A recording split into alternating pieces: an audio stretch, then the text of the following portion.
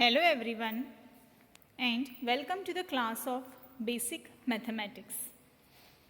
I am Neha Agrawal and I am a faculty at the Department of Mathematics from NIT Polytechnic, Nagpur. Topic of our today's lecture is examples based on trigonometric function of allied angles.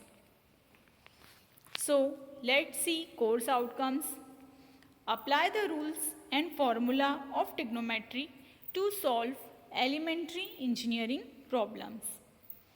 अब हम देखते हैं learning outcome. आज का ये video देखने के बाद आप लोग trigonometric function of allied angle के कंसेप्ट को और उससे रिलेटेड एग्जाम्पल को अच्छे से समझ पाएंगे और सॉल्व कर पाएंगे। So let's start today's class of trigonometry. तो आज का हमारा एग्जाम्पल है if sine theta equal to 15/7 where theta lie in second quadrant find the value of tan theta. हम इससे पहले अलाइड एंगल के बारे में और फंडामेंटल आइडेंटिटीज ऑफ ट्रिग्नोमेट्री के बारे में पढ़ चुके हैं, ठीक है। अब देखिए, और मैंने आप सभी को अलाइड एंगल में क्वाड्रेंट के बारे में भी समझाया है, ठीक है। हाँ, तो यहाँ पर क्वेश्चन क्या दिया हुआ है कि अगर साइन थीटा की वैल्यू 15/17 है तो tan थीटा की वैल्यू क्या होगी। अब साइन दिया है और tan थीटा फाइंड आउट करना है, तो कैसे कर सकते हैं। tan थीटा का मतलब क्या होता है, tan theta equal to sine theta by cos theta. क्या होता है tan थीटा,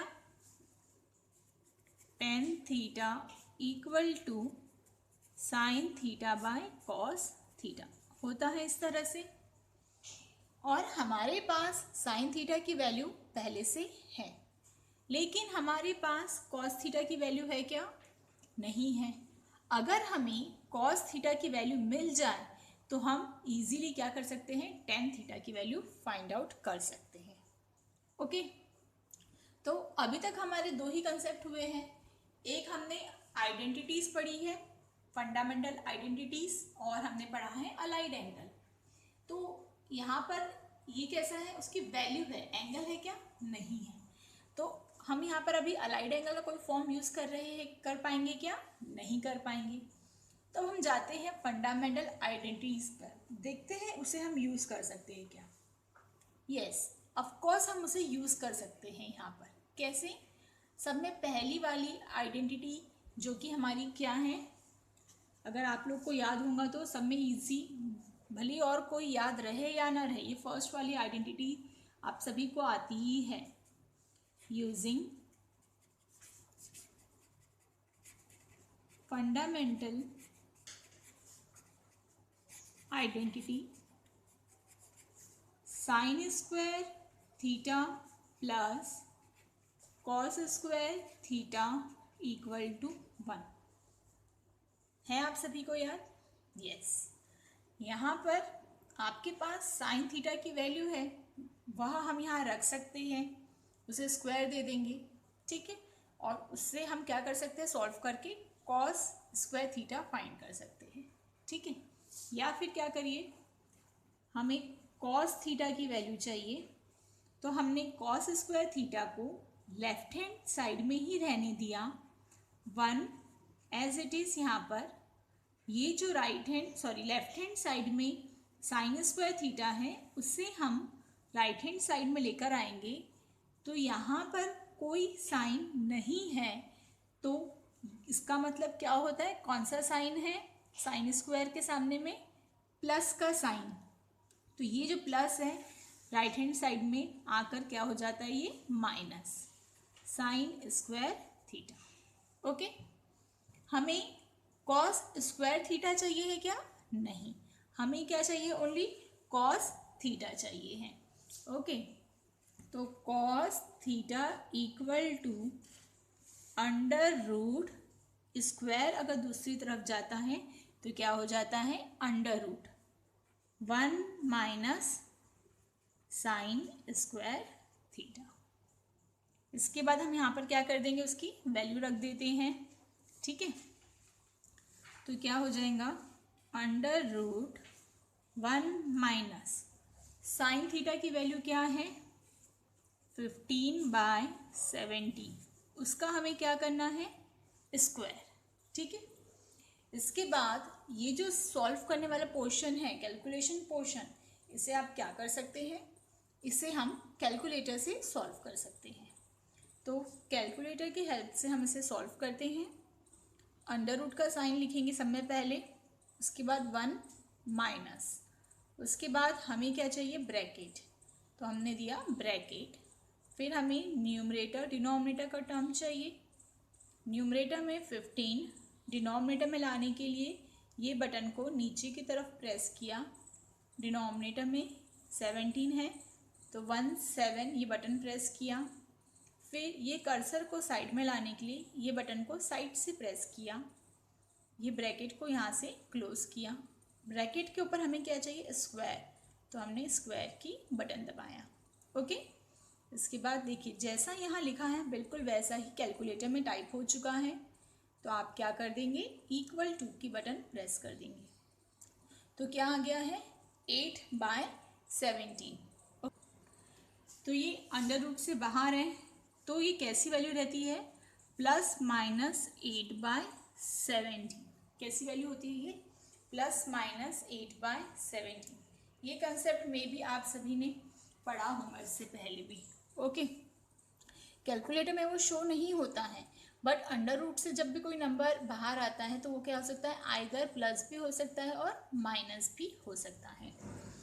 तो अब मैं ये ऐसा क्यों ले रही हूँ, अब हाँ प्लस भी ले सकते थे, कोई फर्क नहीं पड़ता, लेकिन वहाँ पर हमारे पास एक कंडीशन दी हुई है जो कि क्या है, where theta lie in second quadrant. Theta जो है वो कौन से क्वाड्रेंट में है, सेकेंड वाले क्वाड्रेंट में। कौन से क्वाड्रेंट में है, सेकेंड क्वाड्रेंट। तो देखिए ये आपका क्वाड्रेंट है, तो ये आपका फर्स्ट क्वाड्रेंट होता है और ये सेकेंड क्वाड्रेंट, ठीक है। तो हमारे पास क्या है, कॉस थीटा, मतलब एंगल कौन सा है, थीटा जो है, और उसका एंगल भी देखते हैं ना, कौन सा एंगल है, कौन सा ट्रिग्नोमेट्रिक टर्म है, एंगल नहीं, ट्रिग्नोमेट्रिक टर्म कौन सा है, कॉस। तो ये कॉस थीटा कौन से वाले क्वाड्रेंट में आ रहा है, सेकेंड वाले क्वाड्रेंट में। तो सेकेंड वाले क्वाड्रेंट में कौन सा ट्रिग्नोमेट्रिक टर्म पॉजिटिव होता है, साइन पॉजिटिव होता है। क्या पॉजिटिव होता है, साइन, बट ये क्या है, कॉस है, तो ये क्या हो जाएगा, नेगेटिव। ये क्या हो जाएगा, नेगेटिव। तो इसका मतलब जो कॉस की वैल्यू रहेंगी वो हमें कौन सी लेना है, माइनस में लेना है। तो देख लीजिए एक बार, जो गिवन वैल्यू दी हुई है वो सेटिस्फाइड होती है क्या, हाँ वो सेटिस्फाइड होती है। साइन थीटा की वैल्यू है 15/70 और थीटा कहाँ पर लाई कर रहा है, सेकेंड क्वाड्रेंट में। सेकेंड क्वाड्रेंट में क्या पॉजिटिव होता है, साइन पॉजिटिव होता है, इसलिए यहाँ पर देखिए ये क्या है, प्लस है। ओके, और कॉस नेगेटिव होता है इसलिए हमने माइनस साइन कंसिडर किया है, लिया है मतलब, ठीक है। तो हमें कॉस थीटा की वैल्यू मिल चुकी है। ओके, तो देखिए हमने टेन थीटा लिखा ही है, टेन थीटा इक्वल टू क्या मिला है हमें, sine theta by cos theta. Okay, तो अब हम क्या कर देते हैं, tan theta equal to sine theta की वैल्यू क्या है 15/70, कॉस थीटा की वैल्यू क्या है -8/70। ओके, अगर ये आप लोग को कैलकुलेशन क्वेश्चन आता है तो ठीक है, अगर नहीं आता है तो फिर से आप लोग क्या करोगे, कैलकुलेटर का यूज़ करोगे। आपको न्यूमरेटर और डिनोमिनेटर का टर्म चाहिए, ये बटन आपने प्रेस किया। न्यूमरेटर के टर्म में भी आपको फिर से न्यूमरेटर और डिनोमिनेटर का टर्म चाहिए, तो फिर से आपने एक बटन प्रेस किया। क्या लिखा है वहाँ पर, 15, नीचे लेकर आया कर्सर को 17, फिर नीचे लेकर आया, इसका मतलब ये वाला डिनोमिनेटर। तो यहाँ पर भी क्या है, फिर से न्यूमरेटर का और डिनोमिनेटर का टर्म है, तो आपको ये वाली बटन फिर से प्रेस करना है, -8/17, उसके बाद इक्वल टू की बटन क्या आ गया -15/8। सिंपल था। ये न्यूमरेटर का टर्म है आपका, ये डिनोमिनेटर का। तो ये देखिए दोनों के डिनोमिनेटर में यहाँ पर 17 है, कैंसिल हो गया डायरेक्टली। तो इक्वल टू क्या आ गया, -15/8। ये माइनस का जो साइन है आप न्यूमरेटर में लिखो या डिनोमिनेटर में, इससे कोई प्रॉब्लम होता है क्या, नहीं। जनरली हम कहाँ लिखते हैं उसे, न्यूमरेटर में। ओके, तो हमें क्या मिल गई, इस तरह से tan थीटा की वैल्यू मिल गई। ओके, वन मोर एग्जाम्पल देखते हैं। Example, without using calculator prove that. Okay, क्या कहा है आपको, बिना कैलकुलेटर का यूज़ किए हुए आपके पास एक ट्रिग्नोमेट्रिक टर्म दिया है, उसकी वैल्यू आपको क्या करना है, फाइंड आउट करना है। अब प्रूव दैट करना है, इसका मतलब क्या होता है, हम लेफ्ट हैंड साइड कंसीडर करते हैं और हमें राइट हैंड साइड की वैल्यू मिलती है। इस तरह का एक एग्जाम्पल हम लास्ट लेक्चर में, लास्ट वीडियो में देख चुके हैं। बिल्कुल ऐसा नहीं था, बट इस पैटर्न में ज़रूर था। क्या पैटर्न था वहाँ पर भी ऐसे कुछ ट्रिग्नोमेट्रिक टर्म्स एंगल के साथ में दिए हुए थे और हमने वो सब वैल्यू को वहाँ पर पुट करके उसकी एक वैल्यू फाइंड आउट किए थे। वही सेम कंसेप्ट को उन्होंने अभी कैसे पूछा है, प्रूव दैट में पूछा है। ओके, तो यहाँ पर भी हम क्या करेंगे, बिल्कुल वही कंसेप्ट यूज़ करेंगे। हम सब में पहले लेफ्ट हैंड साइड कंसीडर कर लेते हैं, साइन 420 डिग्री, कॉस 390 डिग्री। इन्हें सॉल्व करने के लिए हम क्या कर सकते हैं, इन्हें सॉल्व करने के लिए हम बहुत सारे बच्चों को अब थोड़ा बहुत याद हो चुका होगा। तो इन्हें सॉल्व करने के लिए हम अलाइड एंगल वाला फॉर्म यूज़ करेंगे। ठीक है, अलाइड एंगल का यूज़ करते हुए हम इसे क्या करने वाले हैं, सॉल्व करने वाले हैं। ओके, तो अलाइड एंगल का फॉर्म यूज़ करने के लिए आपको एकदम सिंपल सा कंसेप्ट हमेशा याद रखना है। मैंने पहले भी बताया है आप लोग को, क्या क्वाड्रेंट देखना है आप लोग को। ओके, ये है हमारा फर्स्ट क्वाड्रेंट, ये सेकेंड क्वाड्रेंट, ये है हमारा थर्ड क्वाड्रेंट और दिस इज हम फोर्थ क्वाड्रेंट। फर्स्ट ये क्या होता है, 0 डिग्री, ये 90 डिग्री जिसे हम π/2 रेडियन भी कहते हैं। ये है हमारा 180 डिग्री जिसे हम पाई रेडियन भी कह सकते हैं। 180 में 90 ऐड किया तो 270 डिग्री। वैसे ही पाई में π/2 ऐड करा तो 3π/2 रेडियन। और ये सर्कल पूरा कंप्लीट होके फिर से यहाँ पर आता है तो ये हो जाता है 360 डिग्री इक्वल टू 2π रेडियन। ठीक है, हाँ, इस कंसेप्ट का यूज़ करते हुए हम सभी ट्रिग्नोमेट्रिक टर्म की वैल्यू क्या करेंगे, फाइंड आउट करेंगे। हम एक एक वैल्यू लेते हैं। पहले कंसीडर, हम फर्स्ट वैल्यू कंसीडर कर रहे हैं। फर्स्ट वैल्यू है हमारी साइन 420 डिग्री। अब साइन 420 डिग्री फाइंड आउट करने के लिए हम क्या कर सकते हैं, 360 से भी क्या है, ज़्यादा है, तो इन 360 फिर से क्या होगा, ये सेकेंड राउंड स्टार्ट हो जाएगा। तो 360 में हम क्या ऐड करेंगे, तो 420 आएगा प्लस 60। यस, तो हम यहाँ पर करते हैं sine 360 degree plus 60 degree. Okay, तो देखिए 360 मीन्स 2π रेडियन।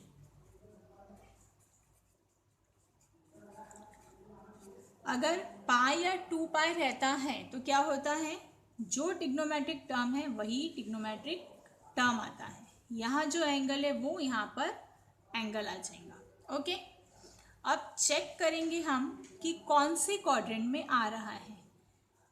2π मीन्स यहाँ तक हुआ ये लाइन पर, उसके बाद प्लस किया 60, तो कौन से क्वाड्रेंट में आया, फर्स्ट क्वाड्रेंट में। और फर्स्ट क्वाड्रेंट में क्या होता है, फर्स्ट क्वाड्रेंट में ऑल पॉजिटिव, जितने भी हमारे ट्रिग्नोमेट्रिक के टर्म हैं सभी क्या होते हैं, पॉजिटिव। तो यहाँ पर कौन सा साइन रहेगा, प्लस का ही साइन रहेगा। और साइन 60 की वैल्यू क्या होती है आप सभी को पता ही होगा, नहीं तो आप लोग कैलकुलेटर का यूज़ कर लेंगे। ठीक है, साइन 60 इक्वल टू √3/2। ओके, इस तरह से हमने क्या करें, एक फर्स्ट वैल्यू फाइंड आउट कर लिए। अब सेकेंड वन देखते हैं क्या है, cos 390 डिग्री। 390 डिग्री फिर से क्या है, 360 से ज़्यादा है, तो 360 में क्या ऐड करना पड़ेगा, 30 डिग्री। तो cos 360 प्लस 30 डिग्री। ओके, 360 को हम क्या लिखते हैं, 2 पाई प्लस 30 डिग्री। अभी हमने देखा पाई या 2 पाई रहता है, ठीक है, तो क्या होता है, जो ट्रिग्नोमेट्रिक टर्म है वही क्या आता है, ट्रिग्नोमेट्रिक का टर्म आता है। तो क्या आ जाएगा, कॉस आ जाएगा। कौन सा एंगल है, 30 डिग्री। फिर से कौन से क्वाड्रेंट में आया, 360 से प्लस होने के बाद फर्स्ट क्वाड्रेंट में। फर्स्ट क्वाड्रेंट में क्या होता है, ऑल पॉजिटिव, तो यहाँ पर भी कौन सा साइन रहेगा, प्लस का। ओके, और cos 30 डिग्री की वैल्यू क्या होती है, √3/2। ओके, अब आगे बढ़ते हैं। नेक्स्ट है हमारा cos -300 डिग्री। cos -300 डिग्री, इसके लिए भी हमने अलाइड एंगल में एक फॉर्म पढ़ा है। क्या, मैंने आप लोग को ये भी लिखा के दिया था, इसके ratio cos of -theta equal to cos theta होता है। ठीक है, क्या होता है, cos of -theta equal to cos theta. ठीक है, तो ये क्या हो जाएगा, थीटा की जगह क्या है यहाँ पर 300, तो ये हो जाएगा cos 300 डिग्री। अब 300 है, हमारे पास क्या है, 360 है।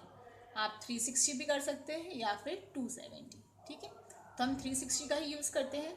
360 में से अब हमें क्या करना पड़ेगा, 360 में से हमें 60 को माइनस करना पड़ेगा। ओके, तो देखते हैं, cos 360 degree minus 60 degree, okay, equal to cos 360 को हम क्या लिखते हैं, 2 पाई माइनस 60 डिग्री। अभी हमने देखा 2 पाई आया तो क्या होता है, जो एंगल है वही एंगल रहता है, वही ट्रिग्नोमेट्रिक टर्म रहता है, और यहाँ पर 60 डिग्री है तो ये हो गया 60 डिग्री। लेकिन अब क्या करूँगी, क्वाड्रेंट चेक करूँगी। किस तरह से, 2 पाई है, 2 पाई में से माइनस हो रहा है, तो माइनस होकर कहाँ पर आया, फोर्थ क्वाड्रेंट में। फोर्थ क्वाड्रेंट में क्या पॉजिटिव होता है, कॉस पॉजिटिव, और ये कॉस का ही टर्म है, तो ये क्या रहेगा, पॉजिटिव। और कॉस 60 डिग्री की वैल्यू क्या होती है, 1/2। कॉस 60 डिग्री की वैल्यू क्या होती है, 1/2। अगर नहीं आया तो ये वैल्यू, इतना करने के बाद आप लोग कैलकुलेटर में cos 60 प्रेस करेंगे। मैंने आप लोग को लास्ट वीडियो में बताया है, ठीक है, एंटर करना तो आपको उसकी वैल्यू मिल जाएगी। ठीक है, नेक्स्ट वन है हमारा sin 330 degree. Okay,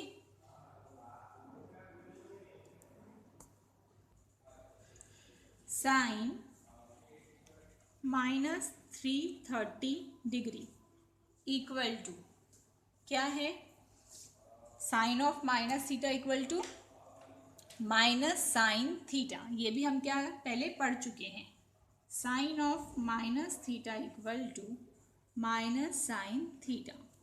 trigonometric function of allied angle में हमने ये आइडेंटिटी ऑलरेडी देखा है, तो ये हो जाएगा माइनस साइन 330 डिग्री। माइनस का साइन स्टार्टिंग में हमेशा जैसे का वैसा लिखते जाना है। माइनस 330 डिग्री है, तो फिर क्या कर सकते हैं, फिर से 360 में से 30 को माइनस करेंगी तो क्या आ जाएगा, 330 डिग्री।